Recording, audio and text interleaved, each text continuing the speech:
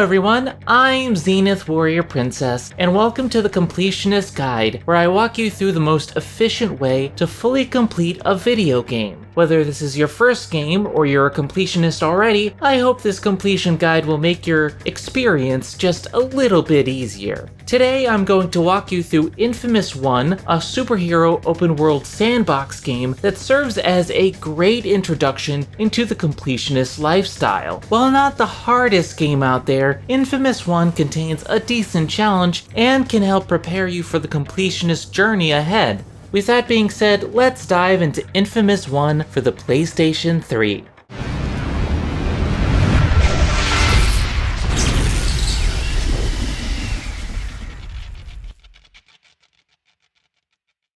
The first thing I should stress about any game you want to 100% complete is that it helps to play it through at least once first. While that might seem odd to speedrunners and completionists, I personally find it best to play a game one time through blind before focusing on trophies and other completion objectives. I mean, you do get a chance to enjoy the game and get a feel for how the game operates. If you don't want to do that, that's completely fine, but I find it really helps when going for full completion. However, in the case of InFamous 1, you're going to be playing through the game twice anyway for full completion, so that's not quite as big an issue in this particular case. InFamous 1 requires at minimum 40 hours to fully complete, one full playthrough with good karma and one cleanup playthrough with evil karma. While there are technically no missable trophies in the conventional sense, there are several trophies that can be rendered impossible to unlock if you complete certain aspects of the game too early. There's also one difficulty related trophy requiring you to complete the game on hard mode. With all that being said, the most efficient way to complete this game is to start a new game on normal and fully complete it with good karma, then start a second playthrough on hard mode with evil karma. If you keep that in mind, you should be able to make it through the game without too much effort. However, as I said before, there are some trophies that are easy to miss, so let's run through the list and explain how to get them all. The first set of trophies that should be at the back of your mind while playing InFamous are the stunt-related trophies: Stunt Man, Stunt Coordinator, and Stunt Master. These three trophies all revolve around completing the 21 stunts in the game. Some of them are very easy to do and can be done with very little effort, while others are very specific and can be hard to get late in the game. For example, during my second playthrough, I managed to get half of the stunts without trying, but those are stunts that I knew about personally beforehand. Unfortunately, there is no real list of stunts to help you out in the game. In the pause menu, only one of the stunts will be listed, and it will keep showing that one stunt until you complete it, which is frustrating when many of these stunts are easily obtained in the first district of the game, and some stunts have to be completed in the second district before they become impossible to complete. With that in mind, here is a complete list of all the stunts and how to do them. Melee Finisher. This should be the first stunt you get in the game. It is incredibly easy to get, leading to your first trophy. All you have to do is kill an enemy with a 5-hit melee combo. You can get this as early as the first Reaper attack, right before the first karmic choice in the game. Crush. Another easy stunt to obtain. When an enemy is behind a car or other movable object, just use Shockwave on the object to crush the enemy. The best object I find are the dumpsters littered throughout the game. Soon as an enemy is standing behind the dumpster, bust out the Shockwave and the stunt is yours. Enviro Takedown. This stunt requires you to take down an enemy with an environmental explosion. You can shoot a car until it explodes and take out an enemy that way, or shoot one of the many propane tanks littered throughout the game. Either way, this is easy to obtain in the first district. High Fall. Kill an enemy by knocking them off a high ledge. The easiest way to get this is by climbing up a tall building and using Shockwave to push the enemies off the roof. This doesn't always unlock the first time, so keep knocking down enemies until you get it. I think it's something to do with the specific height, but just keep trying, keep going higher, and you should be able to get it. Sticky Bomb. As soon as you unlock the electricity grenade power-up, you can obtain this stunt. Simply throw a grenade and attach it to an enemy. The aiming is a little wonky, so it's best to aim for the feet and get close to the enemy. If the grenade is attached and explodes, you will unlock this stunt. Airstrike. This one is a little bit trickier. You need to kill an enemy with lightning bolts while in the air. In order to unlock this stunt, you need to climb a tall building and isolate one enemy on the ground. Soften them up with a couple bolts of lightning, jump off the roof, and blast them with lightning until they die. If done correctly, this stunt will unlock. It may take a few tries, but there are plenty of easy enemies in the first district to practice on. Blast and Bolt. For this stunt, you need to kill an airborne enemy with a lightning bolt. Simply hit the enemy with the Good Karma shockwave that suspends enemies in midair and shock them until they die. Flying Headshot. This stunt is much easier to unlock when you have the Precision ability. First, you need to hit an enemy with the Good Karma shockwave, activate Precision, and hit them with a headshot. I've done this without Precision once before, but Precision really does help you out with this particular stunt. Flying Melee. Kill an airborne enemy with a melee attack. This is perhaps one of the longest stunts to unlock, depending on how you go about it. There are two ways to unlock this stunt. Either hit an enemy with a shockwave attack and melee them before they hit the ground, or melee attack an enemy close to the edge of a building, and sometimes this will unlock. It really depends because both of these methods are very luck based. With melee, more often than not, I got the high fall stunt instead, although I accidentally got this stunt once when I wasn't even trying. The shockwave method is tricky though because you have to follow the shadow of the enemy and hit them before they hit the ground. I had better luck using the evil shockwave because the enemy isn't taken too far away from you, but this can be obtained with the good shockwave if you position an enemy against a wall, or in my case, a tunnel. Unquenchable Thirst. This stunt cannot be unlocked until you have the Induction Grind ability. Once you can grind on rails, climb up onto the train tracks and jump in between the tracks a few times. Once you make your third jump and land on the track safely, you will unlock this stunt. Note that you don't have to grind on 4 different grind rails. You just have to jump between grind rails for a total of 4 different grinds. Premature Detonation. This can be easily obtained in the first district. At some point in the first district, kamikaze enemies will appear. You will know them by the telltale screaming you can hear from a long way away. Seriously, they never stop screaming. Soon as you hear that scream, look to see if another enemy is nearby. Shoot the kamikaze enemy with lightning bolts until it explodes. If it kills another enemy with its explosion, this stunt will unlock. The best places to unlock this are in tunnels because enemies tend to group together more, but I've unlocked this easily without trying numerous times. They tend to pop up at random intervals. Right back at ya. Now we get to the harder stunts of the game. This one can be obtained in the first district, but I found it easier in the second district because there are several places to obtain it there. During the mission where you have to save Zeke from the Dustmen, there's an enemy on a catwalk that only hurls grenades at you and nothing else. Use lightning to knock down the catwalk and the enemy will be boxed in the container maze with you. As soon as he throws another grenade at you, use shockwave to blast the grenade right back at him. If it kills him, this stunt will unlock. Another good place is Alden's Tower. There are several grenade enemies both on the tower and in the area underneath, so use that to your advantage. Air Sticky Bomb. Another tricky stunt. You have to kill an airborne enemy by sticking them with a grenade. The easiest way to do this is with the Good Karma shockwave. Simply use the Good Karma shockwave on a group of enemies and toss grenades at them until one sticks. It may take a few tries, but the good shockwave gives you plenty of time to stick them before they hit the ground. Insult to Injury. Stick an enemy with a grenade and kill them with another power before the grenade explodes. The easiest way to get this is to stick an enemy with a grenade and then use precision to kill them with a headshot. This will probably take a few tries, but it's not nearly as bad as some of the others. Whack-a-mole.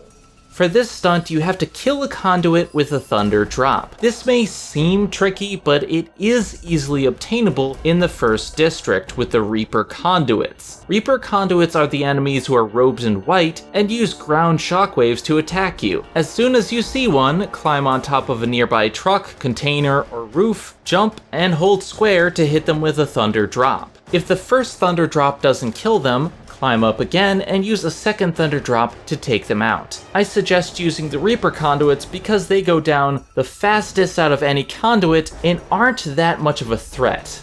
Up close and personal. This is also easily obtained in the first district. Simply kill 5 enemies in a row with a melee finisher. Go around killing enemies with a melee move, and the 5th one will unlock this stunt. Crowd control. Kill at least 5 enemies at once. This is easily obtained in the second district against the robot crabs that spawn from conduits. Simply wait until you have 5 or more crabs following you, climb a streetlight, and use grenades to take them all down at once. Alternatively, you can get this on the evil playthrough by killing groups of protesters a bunch at a time. Splash and crash. Another tricky one. You have to shock an enemy while in the air and then hit them with a thunder drop. I did this the same way as the airdrop stunt. Isolate an enemy, jump, and shock them, then immediately hit them with a thunder drop. It takes some practice to get the timing just right, but the taller the building, the better chances you have. Have a nice fall. For this stunt, you have to knock 3 enemies off a high building at once. The best place to get this stunt is during the Reaper tar injector mission, where they start injecting tar into the water towers of the building. The Reapers will all gather on the rooftops, so gather them together and hit them with a shockwave at once. If you knock 3 enemies down at once, this stunt will unlock. Ride the lightning. This can only be obtained once you have the induction grind and precision abilities. Simply grind on a wire and use precision to kill an enemy with a headshot. As long as you are grinding and using precision, killing any enemy will unlock this stunt. Suspended Sentence, the final stunt and the hardest to unlock, but not for the reasons that you might think. You can only unlock this stunt once you have acquired the Lightning Storm ability, which is obtained in the final district of the game. Essentially, you have to wait until the end of the game to unlock this stunt. Simply use Good Karma Shockwave to lift enemies into the air and hit them with the Lightning Storm ability. This will be the last one you obtain simply because of how long it takes to get the ability, but it shouldn't take long to get afterwards. Once you have unlocked all of these stunts, you should obtain all 3 stunt trophies. Next up, we have the collectible trophies, starting with Junior Geologist, Member of the Mineral Club, and Rockhound. These 3 trophies all revolve around collecting blast shards, which are pieces of Earth that have been supercharged because of the Ray Sphere blast. There are 350 of them scattered throughout the game, and they do not show up on your large map. The only way to track these things down is by pressing L3 and little blue dots will appear on the minimap. Each blue dot is a blast shard and finding all of these will be the bane of your existence unless you prepare for this in advance. Trust me, when I first got this platinum, I spent hours running around trying to find just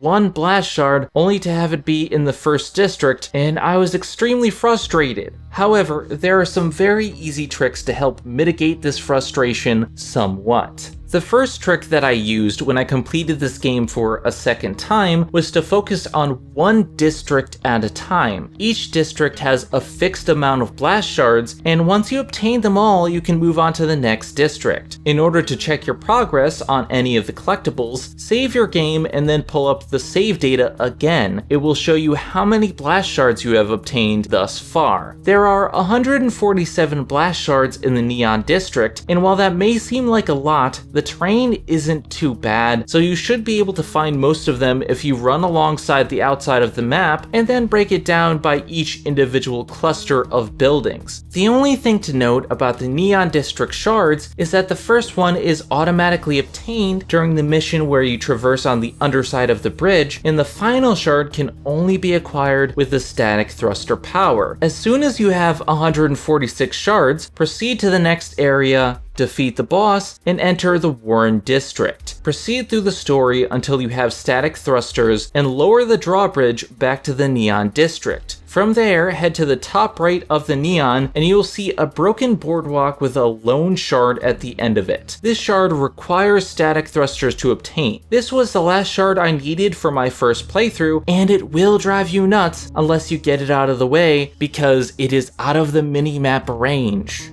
Once you have 147 shards, head over to the Warren District. The terrain will be a bit harder to navigate, but there are no hidden shards like the Neon. You should have 282 shards once you are done with the Warren District. If you are missing any shards, they may be hidden behind side mission markers, so complete some of the side missions and take a look around if you are missing any shards. Be careful though. For each side mission you complete, enemies will be driven out of that block of the city, and you need specific enemy kills for specific trophies later on in the game. I decided to complete half of the side missions in each district as I collected the blast shards, and that made it a little bit easier to find all of them. The remaining 68 shards are in the historic district and are very easy for you to find. At this point, any shard you are missing is definitively in this district, so keep searching and you'll find the blast shards in due time, netting you another 3 trophies. However, with these 6 trophies out of the way, the remaining trophies are a breeze to unlock. The stunts and blast shards are very easy to miss during your first playthrough, but if you plan them out like I did, they are not that challenging to obtain, and you should be able to get them as you obtain the easier trophies. The next 3 trophies are all tied to obtaining the dead drops, which are secret messages hidden throughout the game. There are 32 dead drops in all, and they are much easier to find than the blast shards. If you press L3, a radar will show up on your minimap, pointing you in the direction of a dead drop. The closer you are, the clearer the radar signal will become until it becomes a tiny white circle pointing you to the radar dish. These are all on the top of buildings, so they're not that hard to miss. Dead drops are incredibly easy to find and also easier to keep track of. You'll get a trophy when you get the last dead drop in each district, so just keep hunting them down until you get the trophy and you can move on to the next district. In this fashion, you will obtain Just Scratch the Surface further down the rabbit hole and You're So Sly, adding up to 9 total trophies. Next up we have the combat trophies, which are very easy to obtain so long as you haven't completed all of the side missions yet. You need to kill enemies a certain way, and the best way is to keep these kills in the back of your head as you play the game. First up is Casey Jones, which requires you to kill 25 enemies on top of a moving train. The best mission for this is the main story mission in the Neon District, where you have to bring the train back into the station. Kill enemies until you reach the rocket launcher Reaper and just let him kill you. Continue to kill enemies in this fashion until the trophy unlocks. However, if you complete this story mission, there are also 2 side missions called L Train that can also help you get this trophy. The other trick is that the train doesn't actually have to be moving. As long as you're on top of the train, the kill counts for this trophy. In a similar fashion, Roadkill tasks you with getting 25 kills on top of a moving vehicle. The best mission to acquire this is the main story mission where you have to escort the bus over to the Warren District. You will have unlimited ammo while on top of the electrified bus, so just keep blasting enemies with grenades and megawatt hammers and you should have this trophy in no time. If you don't have this trophy by the time you reach the Warren District, simply abandon the mission via the pause menu and redo it. You should have the trophy shortly afterwards. The next 2 trophies can be obtained at the same time. Get Off My Cloud tasks you with getting 100 high fall kills, while Red Baron tasks you with killing 100 airborne enemies. Simply shockwave enemies off of rooftops and then hit them with lightning bolts before they hit the ground. By doing this, you can kill 2 birds with 1 lightning bolt. I should mention though that I obtained Red Baron pretty early on by accident. You kill a lot more airborne enemies than you think, especially if you use shockwave and grenades a lot.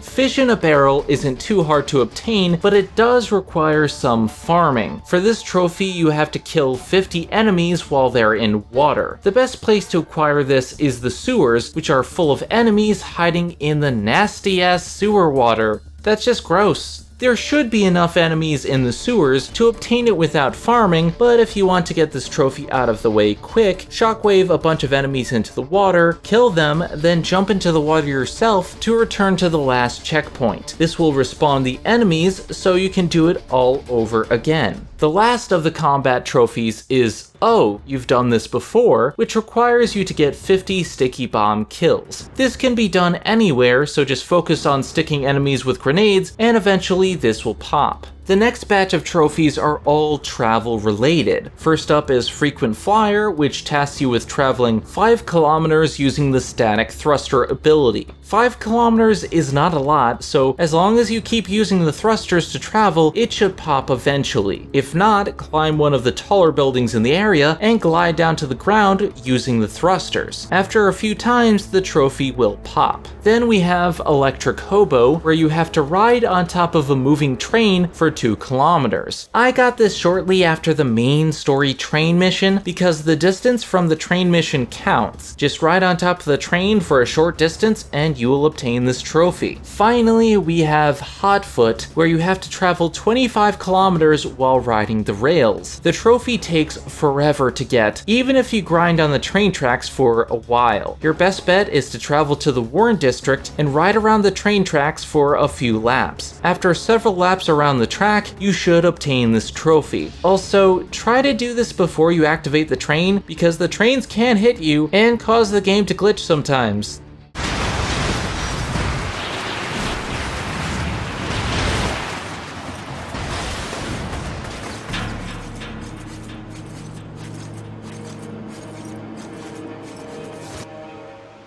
It's happened to me a lot. The next 2 trophies are power related and can be easily obtained at any time. First up is Drop Everything, where you have to thunder drop for a total distance of 500 meters. I got this pretty early on by thunder dropping off of tall buildings onto enemies below. Then there's AC/DC, which asks you to drain 750 megawatts of power from Empire City. All you have to do is just drain electricity whenever you run out, and this should come naturally. I ended up getting it around halfway through the game just by running around and zapping electricity whenever possible. Then we have the touch ability trophies, Dr. Cole and the Hunger. Dr. Cole asks you to heal 250 pedestrians, while the Hunger asks you to bio-leech 100 enemies. Both of these trophies take a long time to complete and should only be done on specific playthroughs. Healing pedestrians gives you good karma, so you should be focusing on healing any pedestrians you see on your good playthrough. And bio-leeching enemies gives you negative karma, so you should focus on that during your evil playthrough. The only advice I can give for these trophies is to just approach any downed enemy or pedestrian you see during these playthroughs and use your touch abilities instantly. It does get a little bit tedious after a while, but if you keep doing it in between missions, the trophies will pop before you know it. These touch-related abilities do add up more than you think they will.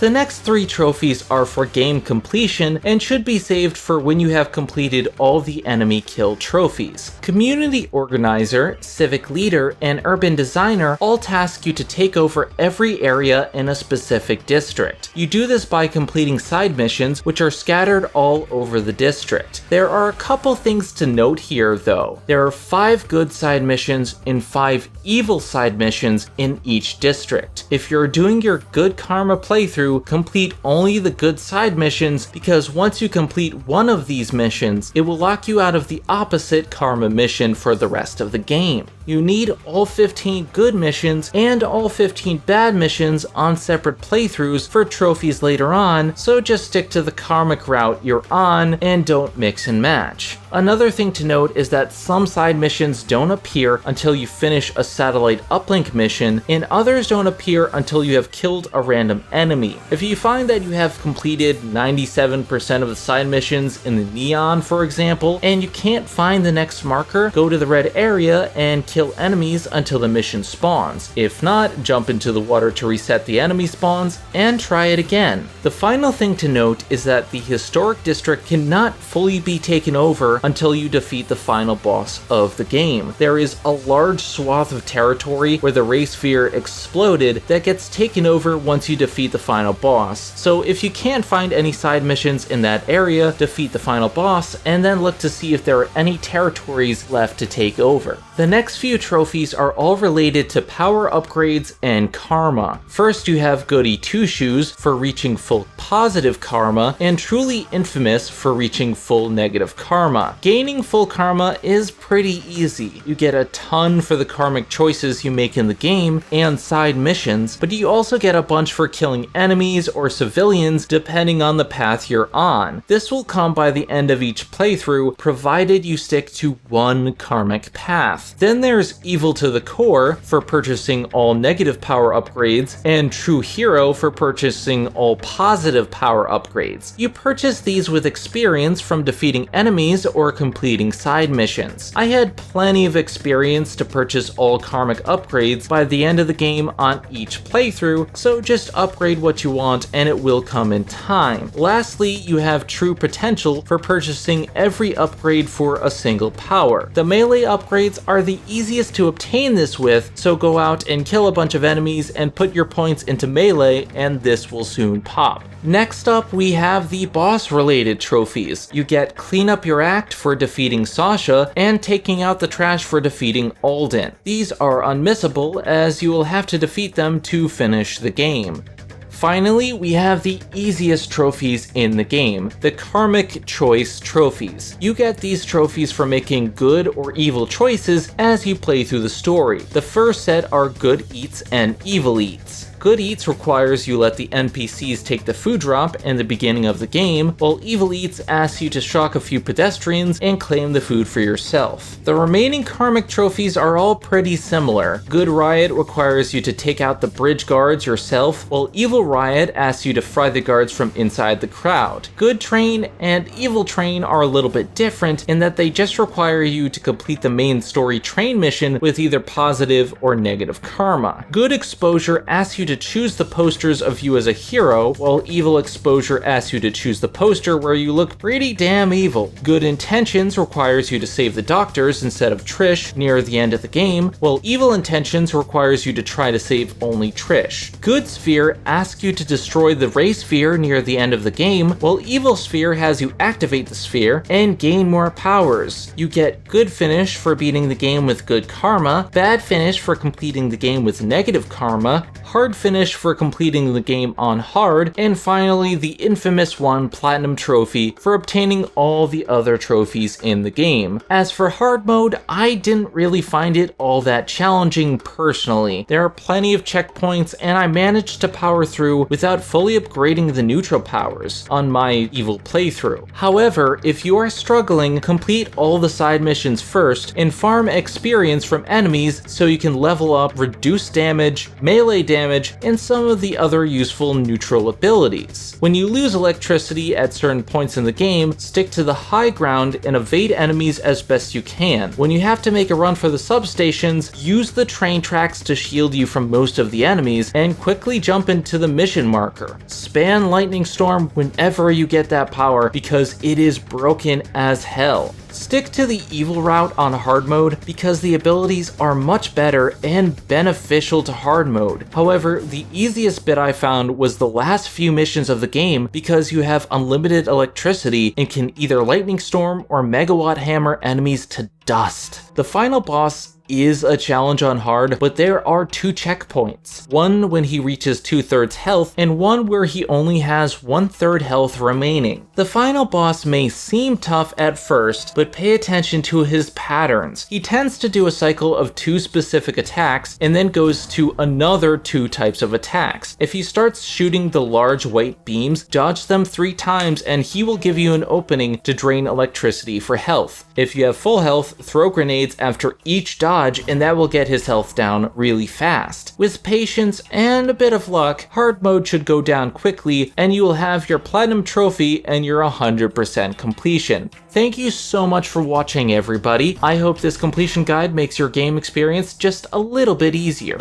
I'm Zenith Warrior Princess, and I'll see you guys in the next completion guide. Have a nice day, and try not to let those superpowers go to your heads. You can inflate your ego just a little bit. Have a good one, everybody.